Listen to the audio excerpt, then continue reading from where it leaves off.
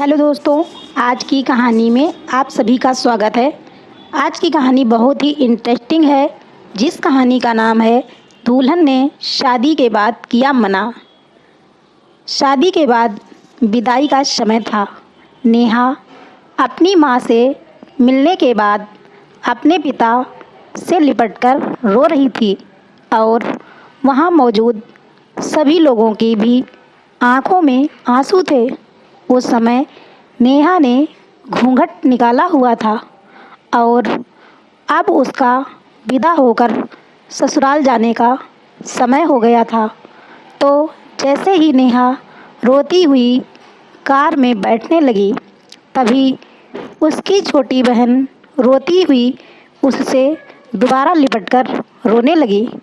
तभी गाड़ी के पास खड़े नेहा के पति अविनाश से उसका दोस्त दिनेश कहता है, अरे यार अविनाश, यहाँ से घर पहुँचते ही सबसे पहले होटल अमृत बाग पहुँचकर एक बढ़िया सा खाना खाएंगे, क्योंकि यहाँ तेरे ससुराल में तो एकदम घटिया खाना था। ऐसा खाना तो हमारे यहाँ कुत्तों को भी नहीं खिलाते।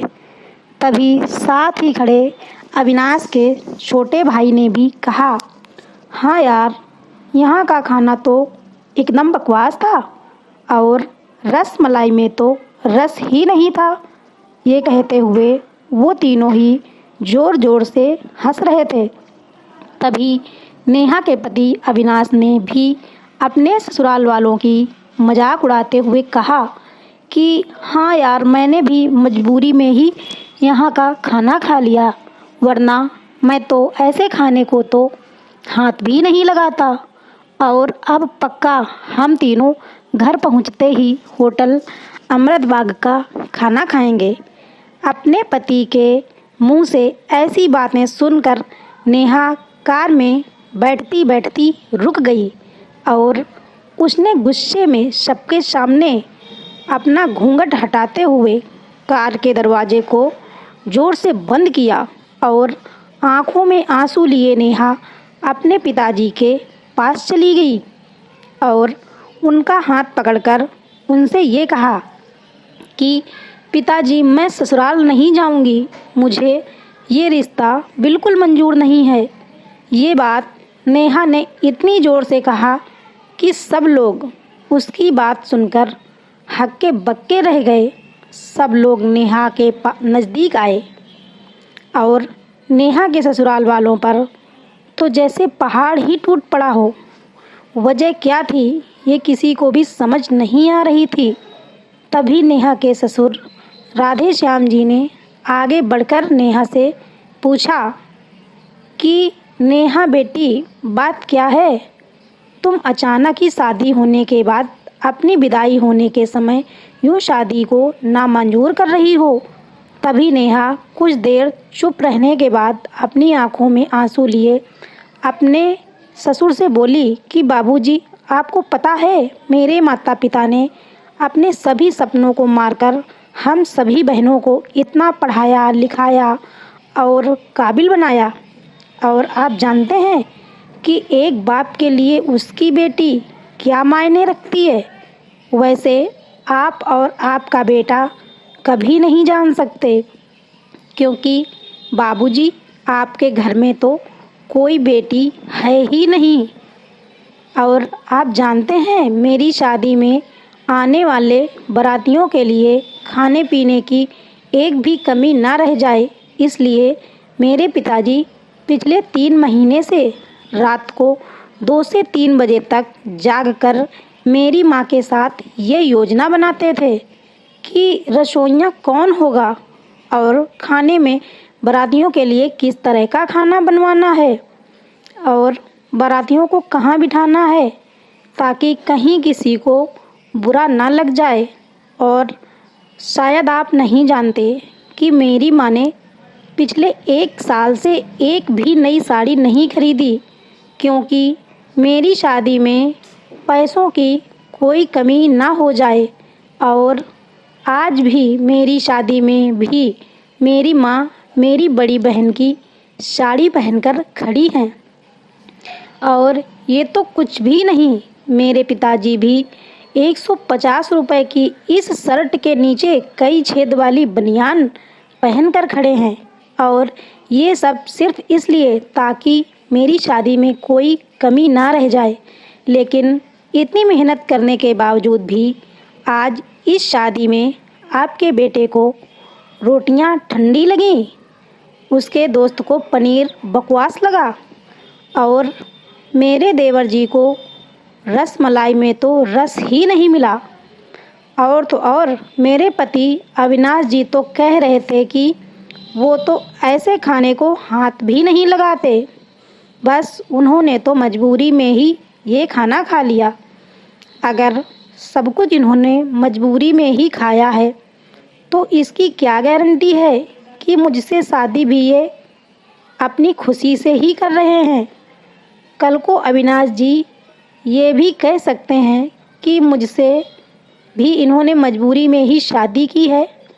और नेहा रोते हुए अपने ससुर से ये भी कह रही थी कि जिस माता पिता ने मेरी शादी में दिन देखा न रात बस शादी की तैयारियों में लगे रहे, उन माता पिता पर आज आपके बेटे और उनके दोस्त यूं जोर जोर से हंस रहे हैं और उनकी इतनी बेइज्जती कर रहे हैं। क्या आपके घर में माता पिता की इतनी ही इज्जत होती है? तभी नेहा के ससुर ने इतनी छोटी सी बात पर तुम इतना नाराज़ हो गई? तो नेहा ने अपने ससुर की बात को काटते हुए कहा कि बाबूजी, ये छोटी सी बात नहीं है।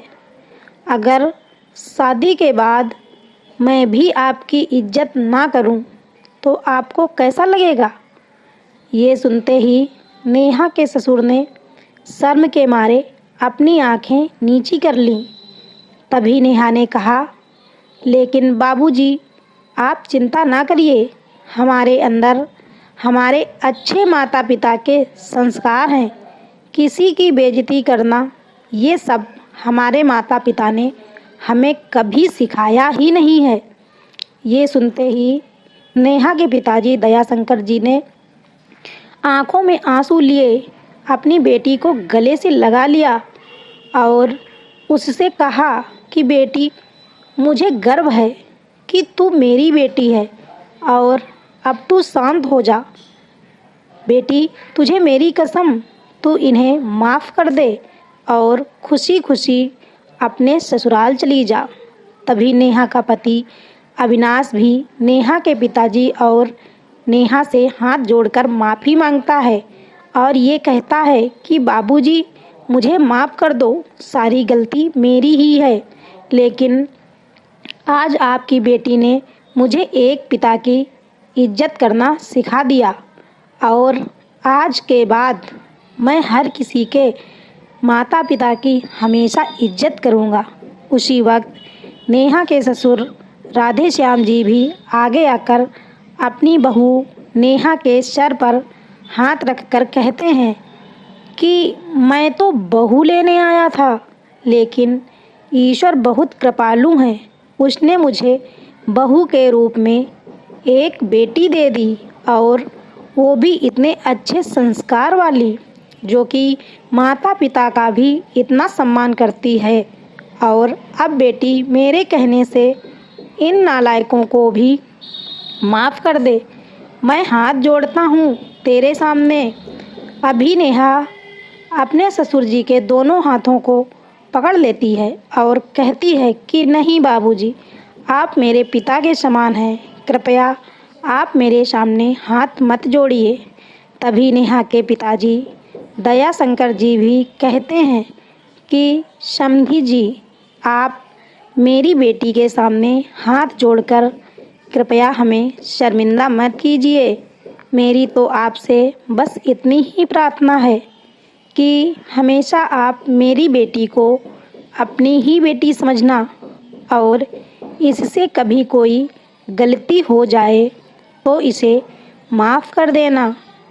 तो राधे श्याम जी ने अपने समधी दयाशंकर जी का हौसला बढ़ाते हुए कहा कि आप बिल्कुल चिंता मत करिए, बल्कि अब तो नेहा बेटी ही हमारे पूरे घर को संभालेगी और अब ये ही हमारे घर की लक्ष्मी है। ये सुनकर नेहा के पिताजी बहुत खुश हो जाते हैं और अपनी बेटी को खुशी खुशी विदा कर देते हैं और नेहा अब राजी खुशी अपने ससुराल रवाना हो गई थी और अपने पीछे छोड़ गई थी आंसुओं से भीगी हुई अपनी माँ और पिताजी की आंखें और अपने पिता का वह आंगन जिस आंगन में कल तक वह खूब हंसती खेलती थी। आज से इस आंगन की चिड़िया उड़ गई थी किसी दूर प्रदेश में। तो दोस्तों, बेटी माँ बाप का अभिमान व एक अनमोल धन होता है और दोस्तों, अपनी छाती पर पत्थर रख कर वो अपनी प्यारी बेटी और अपने जिगर के टुकड़े को उसकी शादी करके उसे विदा करता है। इसलिए दोस्तों, एक बाप अपनी बेटी की शादी करके वैसे ही उससे दूर हो जाता है और हमें उसका अपमान करके उन्हें और दुखी कभी भी नहीं करना चाहिए। दोस्तों, दुल्हन ने शादी के बाद किया मना, एक दर्द भरी कहानी। हिंदी कहानी को पढ़ने के लिए धन्यवाद। आपको ये कहानी कैसी लगी नीचे कमेंट करके हमें ज़रूर बताइएगा। अगर आपको ये कहानी पसंद आई हो तो अपने दोस्तों के साथ ज़रूर शेयर करें और ऐसी ही प्यारी कहानियाँ सुनने के लिए हमारे चैनल को अभी सब्सक्राइब